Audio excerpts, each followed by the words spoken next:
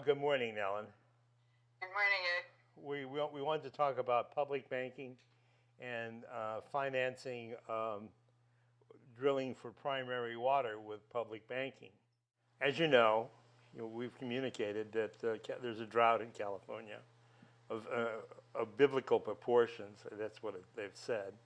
You can see Lake Shasta is down to essentially a drop or two, and the Sacramento River flows out of that, and no snow on Shasta, no snow in the Sierra.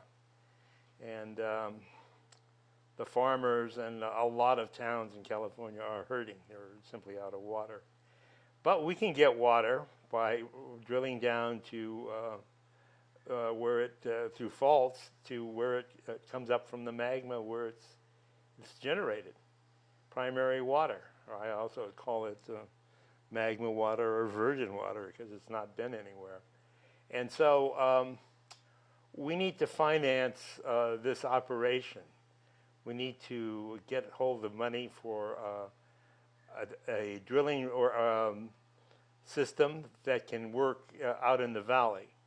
And that's about $1 million. It has to be a special type of drill, a double drill, concentric drill, so it can go down through the alluvial soil and not get clogged up, put down a PVC pipe, which lasts underground apparently an enormously long time because there's no light to destroy it, and then drill into the primary water. So how do we get hold of some money to do this? Well, my particular specialty is public banking. You could, in fact, set up a state-owned bank, a city-owned bank, or a county-owned bank, which can double the public funds. I mean, it's all a matter of persuading your elected officials to do it. That's the major hurdle. But once they understand the principle, what you can do is do what all banks do. You take your deposits, pull your deposits out of Wall Street, let's say. Yeah. So, and I've looked at the figures for California as a state.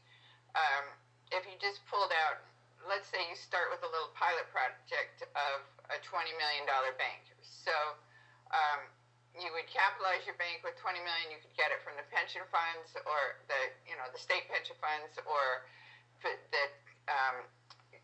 treasurer has an investment pool that currently has $54 billion in it, earning 0.23% interest. And that money it's rainy day funds from all over the state. It can't be spent, but it can be invested.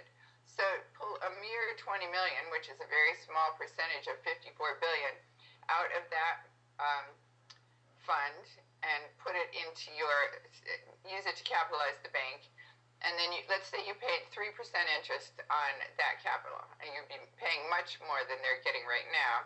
Then you could pull $200 million in deposits out of JP Morgan Chase or wherever they are. So these are state deposits, which are currently being leveraged by Wall Street. So what we want to do is use our capital and deposits to create credit for our own purposes. So you pull that money out. Now you could hold back 10% of the 200 million in deposits, so that would be 20 million. So you've got 180 million that you are allowed to lend. And let's say you did a 3% bond issue you bought bonds at 3%. You would be making 3% on 180 million. You would be paying 3% on 20 million. So you'd be basically making 3% on 160 million, and that's just free money to the state. You're going to be buying bonds, which are already there. You don't have to go out and hustle for customers. You don't have to hustle for depositors because you're using your own deposits. You could basically do it in-house just as an accounting function. I mean, you could run it out of the treasurer's office. You wouldn't have to have a bank.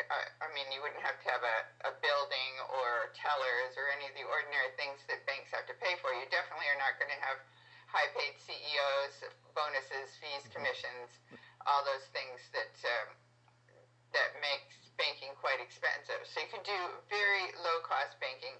Basically what you're doing is just getting a banking license to allow you to leverage your money, to issue 10 times your capital in the form of loans, and instead of a revolving fund where you lend the money and then you have to wait for it to come back before you can lend it again, and once you lend it, it's gone, you can't spend it.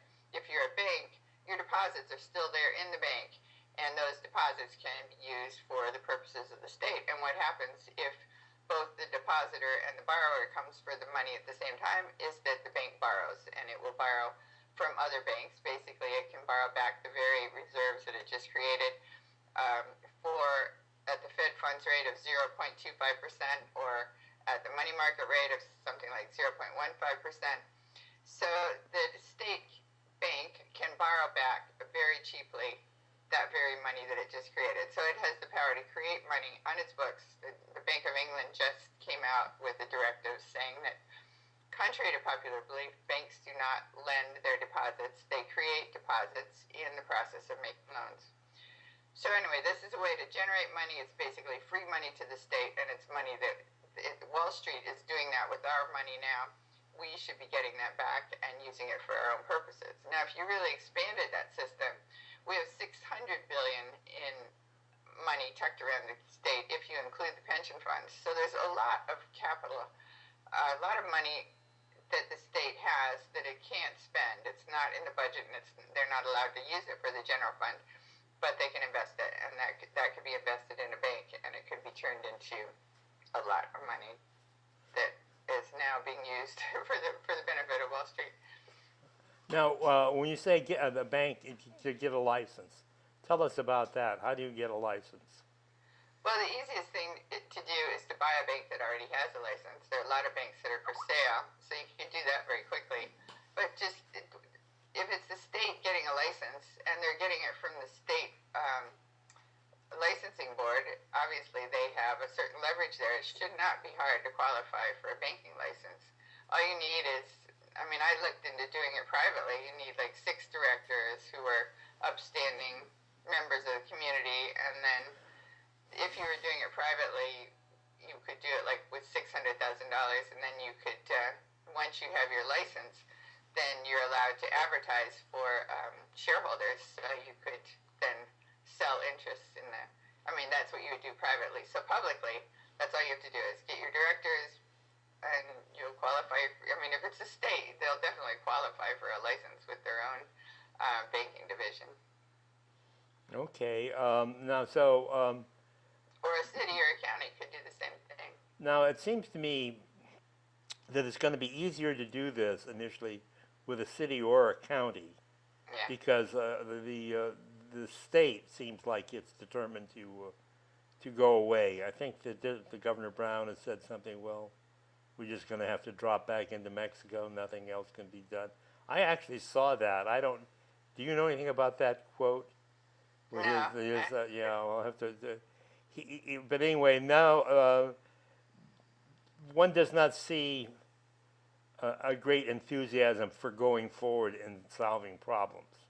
Well, that would be my interpretation of what I'm seeing out of Sacramento. So we're probably better off with a county or maybe a city. And how would that differ then? Well, it would be the same process, but of course it's a little harder for a county or a city to come up with $20 million. But that's not that much money. Typically they have rainy day funds or have money sitting around. But if not, you can do the whole thing with the bond issue.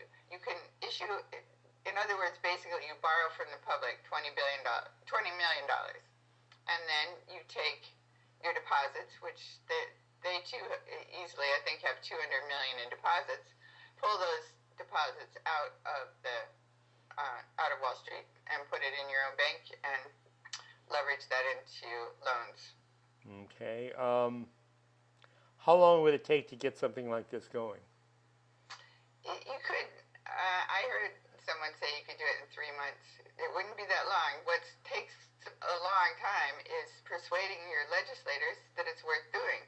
They have to get the vision here that we're not just It's not just a revolving fund. We're not just lending out existing money. We're creating money. All banks create money when they make loans. And we want that function back, and we should have that function back. We should not have given that function away to Wall Street in the first place. Of course, you want your local banks can be your friends. You should partner with the local bank. If you're going to do something like make loans into the community, which I suppose this would be, or it could be, then you'll want to partner with your local bank as the front office, and they find the business that they want to make a loan to, and they work with the people. But the problem with small banks right now, there are quite onerous capital and regulatory requirements that have been imposed since the Dodd-Frank Act of 2010. So they're having trouble meeting those requirements. But if you have a publicly owned bank behind you, the publicly owned bank can help with liquidity, help with capital requirements, and allow these banks to make loans they wouldn't otherwise make. Now, those are loans, so if you are a private business and you want to get them to fund your drilling project, you would have to go to them in the ordinary way and get a loan, but they could make a much lower interest loan than you could probably get now. We're talking about there was an interruption of a phone in the system here, but we're talking about getting a loan from a private bank, a local bank. But if it was a local bank working with the publicly owned bank, they could make a larger loan than they could otherwise, and they could make a lower interest loan than they could otherwise. Okay. Is there if the state or the city or the county wanted to take on that project themselves, they can basically fund their own project. They just issue themselves a credit in the form of a loan, and they don't have to pay interest or they can pay the interest and collect it back. Basically, the interest is a wash, so you save, on average, 50% on the cost. 50% of the cost of every project is the interest. So if you, the state or the city or the county, own the bank, you will save 50% on the cost of your infrastructure. Okay, would you think that Santa Clara County would ever go for something like this? Silicon Valley, loose down there? I'm not really familiar with the political scene there, but we're working on it here in LA. Okay, that's pretty big.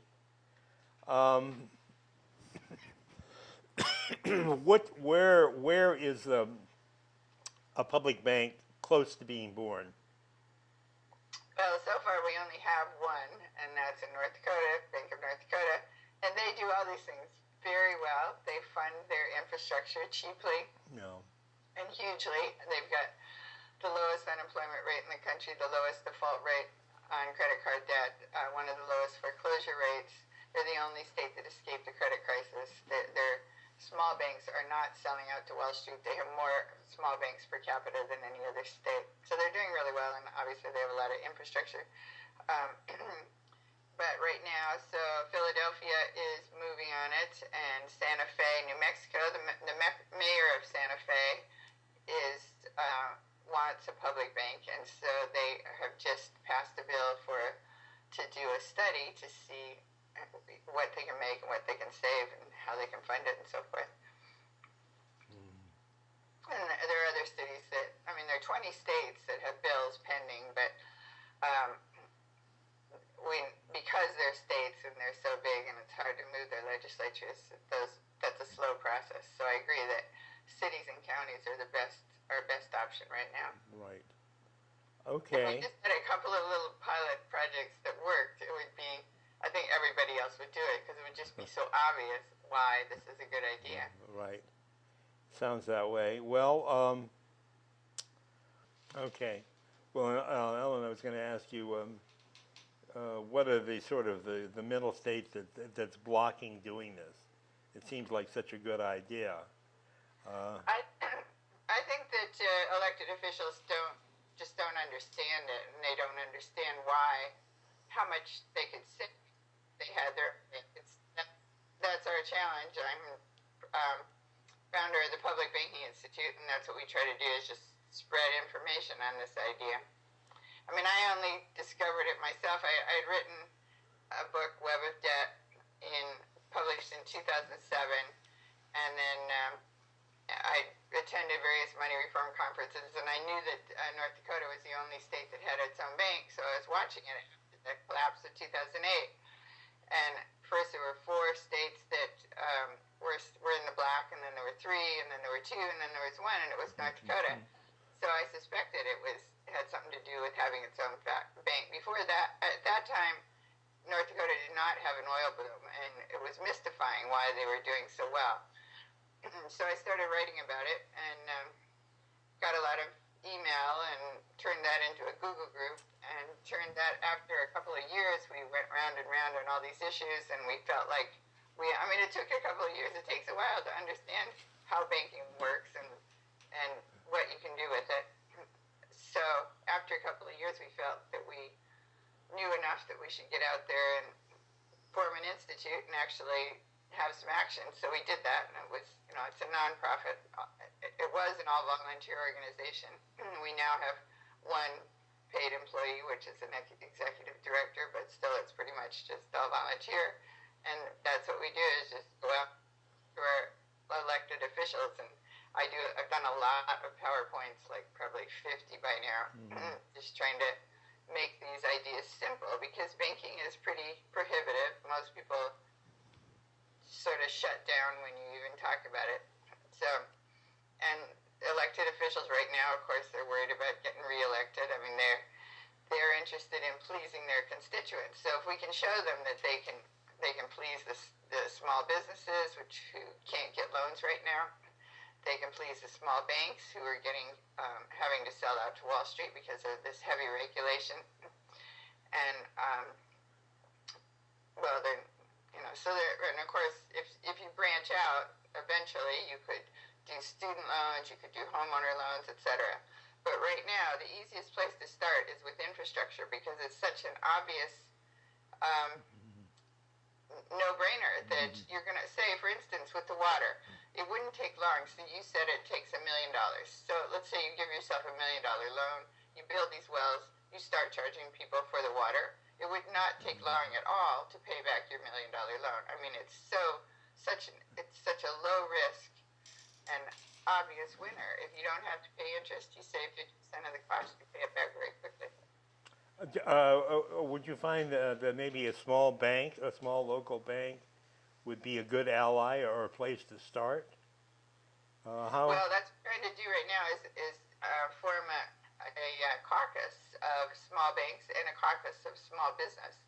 So, and we're making progress on that. We have a number of elected officials we want to get them together too in a caucus. And our current plan, this is a little still in the formative stage, but we're going to do a conference in Bretton Woods next fall when the politicians are there, and bring a lot of these elected officials together. Okay. Have you worked with chambers of commerce? Have you found any enthusiasm there? No, I haven't actually tried. I'm really a writer.